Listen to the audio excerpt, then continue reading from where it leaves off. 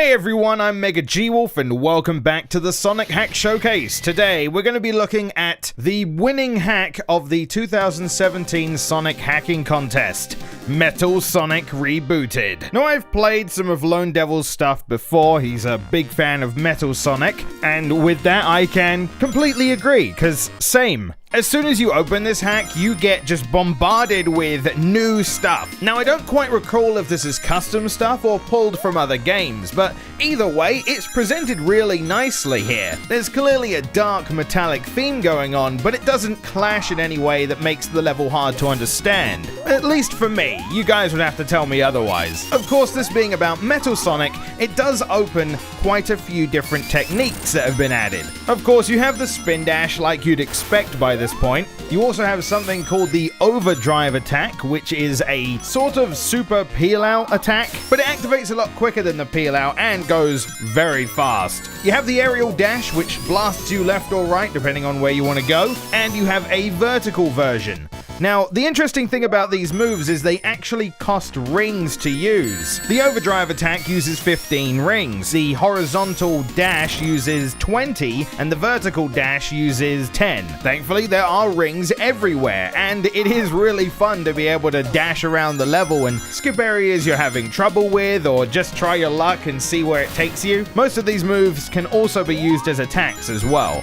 Now, where you learn that it becomes more of a risk-reward to be able to use these rings is that, well, getting 100 rings doesn't grant you extra lives anymore. They can only be found on the field, as far as I'm aware. The amount of rings needed for a life may have been increased and I don't realize it because, well, a lot of the time I'm just using attacks anyway. But what seems to counterbalance this is the fact that when you get hit, you don't lose all of your rings. So maybe that's a trade-off, and I kind of like that. It makes it so challenging areas of the game aren't completely punishing, but then if an area is challenging enough for you to lose all your rings, then you start from the checkpoint again as normal. It also brings an interesting thought process of, do I want to use rings to use the moves and get around real quick?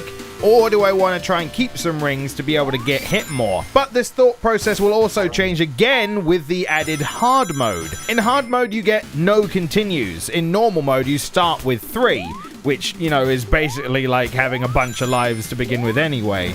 But when you get hit on hard mode, you lose all of your rings. So if you want that more classic challenge, that is an option as well. But I think the most important change is, since rings are so important in this, you actually keep them between levels. And I'm pretty sure checkpoints remember how many rings you had when you activated it, but don't quote me on that. Now, this is not a demo. This is a full game. Completely new levels start to finish. So let's talk a little bit about them. We start with Lethal Harbor, which is honestly a very good way to start the game. This stage has a ton of rings for you to be able to try your new moves. The level has a ton of different paths to go on, all up and down and all around, so dashing around and trying things out doesn't really harm you. Artwork is nice, you can see everything clearly, and the music's quite nice. Not sure where it's from though. The hack also mixes stuff up by putting in bosses from other areas you don't expect to see, changing up the terrain and the design of the bosses a little bit. Also, for some reason, I'm just not good at Silver Sonic today.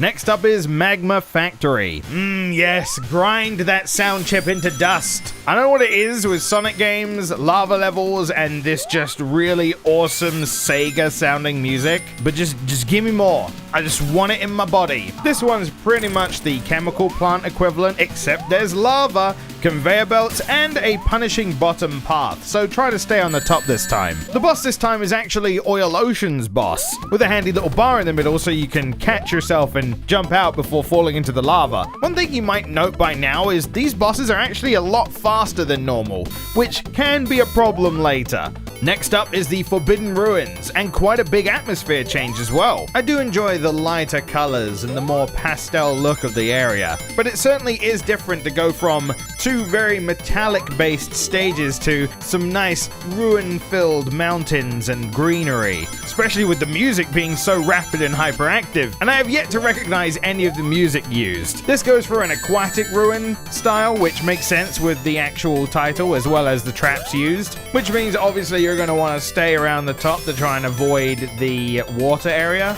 Platforming is becoming a bit more prominent in this now, as in like there are less open areas to use all of your moves. It's more kind of structured. But that does just mean you can use your moves in ways that completely break the level. So it has that going for it at least. The boss of this stage is Aquatic Ruins, so just do what you usually do. Next up is Neo Utopia. Oh, whoa, we're suddenly back in like metallic again. I actually really like the way this stage looks. I like the colors used for the foreground and the design of the background. It does help make them stand out, and I actually really enjoy the level design, even if it kind of borrows gimmicks from Scrap Brain and kind of has a Starlight vibe to it. The music's nice and it goes with the level. I still don't know where these musics are from though.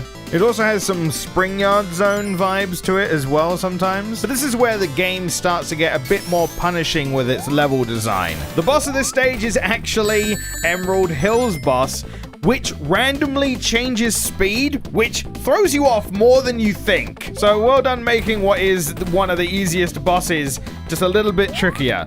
Welcome then to Cryptic Desert. Now for me, this is where the game starts to get harder, in a way that the live system and the ring system suddenly become a lot more punishing because there's a lot more instant death. Sand is always on the bottom of this level, so do not go down there. If you find yourself stuck down there, you'll just sink and die.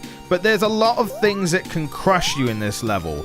The levels have also become a lot more linear. There's even a few placements of badniks which require you to react to the badniks, which will then cause you to not be able to react to a trap that's going on. That doesn't happen too much, so it's not a huge mark against it though, as so far, enemy placement's been pretty damn good. But this is certainly the stage where I started losing lives, and fast. Visually it's nice. I always like a sandy temple Egyptian theme. The boss of this one is Mystic Cave. I mean, it's Mystic Cave a bit faster and that's it. Next up is Twinkle Slider. That is a odd name now I think about it. Your Carnival Night equivalent with some lovely detail. I'm a bit confused about some of the assets here. They don't seem to match, but I don't like them. Gridded like diamond things. I don't know exactly what to call them, but they look cool. This is where things start to get a little more dicey when it comes to falling off into bottomless pits. Yes, they have returned at last. This stage is going to bounce you around all over the place and just irritate the hell out of you. So, you know, strong start, kind of middle of the road end game at the moment. And I feel like I've heard this song before. I'm getting close to maybe recognizing one. It could be that I know it from a game I loved playing, but like right now my brain is just not working with me. Someone's gonna say what it is or what one of these are, and I'm just gonna feel very silly. The boss of this stage can go into dick though, because it's basically the Casino Night Zone boss, just more ass. I don't know how you can do that, but here we are anyway. I don't even know how to entice him to come down. Like, he either drops a bomb or comes down. I don't know if it's random, but he doesn't ever seem to. Maybe I have to jump, like, close to him? That seemed to trigger it. I don't know. And then you get, like, one hit on him. This boss sucks. I'm just gonna put that out there. Next up is Dark Jungle. You played Wood from the Sonic 2 beta, the Wood Zone? You played that one? All right, cool. I mean, that's pretty much it. I mean, the level design in this one is very loopy. So as in like you'll go to places and then suddenly you'll be back in a previous place because you didn't do a jump right and you have to do it all over again. I'm not a big fan of that kind of level design. At least it only happens really in this zone and that's it. Which I mean, props for the variety. This is just easily my least favorite type. Also, I know I've heard this song somewhere. I know I have. It almost sounds... I'm gonna throw a game out there. It kind of sounds Gunstar Hero-y. It has been a long time since I've played that. Either way, I love the colors used, especially in Act 2. It looks lovely. And that's basically all I have to say. I mean, it does do the kind of Wood Zone vibe to it. Not quite as simple as the original Wood Zone that you see in like beta levels and such. It's a bit more detailed than that, but still good. And the boss is Marble Zone. But it's like really fast and it shoots fire everywhere and I can't fucking hit this guy. Next up is Iron Abyss.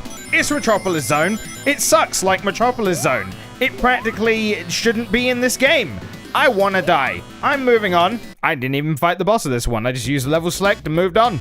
Next up is the Orbital Colony. This is what would have been the Sky Chase Zone, except it's a space launch base zone. So you remember that one thing you had to destroy in a wall in launch base to open up pathways? It was like that red thing with a little glowing light in the middle.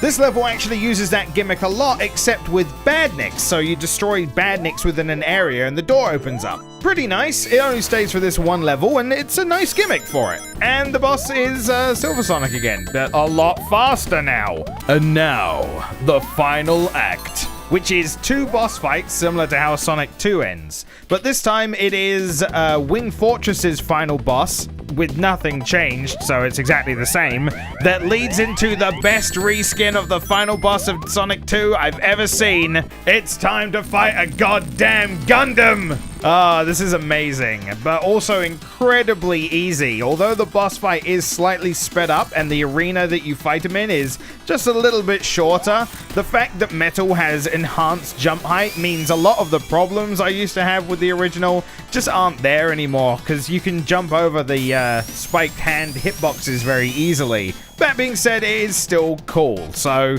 points for style. And that's it. That is Metal Sonic Rebooted. Honestly, really awesome hack, really solid, start to finish. It does lose a bit of quality, I think, in level design further on, but that could just be my personal takeaway from it. I was a bit strapped for time when actually playing through the game, so maybe if you were willing to take just a little bit longer throughout the levels, you'd be able to react better and have a easier time. But honestly, I can see why this won the contest. It's very consistent all the way through. There are interesting new moves, the level layouts are fairly good. The fact it's a completely new game from start to finish, it really shows some dedication to the project. But there is one more thing I want to quickly touch on. The Chaos Emeralds are in the game. The game uses Sonic 2 special stages, which are modified, are a bit harder, but if you actually get the monitor where you get Bomb as your little friend, he actually mirrors your movements in those, which makes it a little easier. But it's still the half pipe, so no thanks, I'll use a cheat. Oh yeah, boy! Super Metal Sonic, let's go! Let's do this! I don't know if it's worth it. Come on!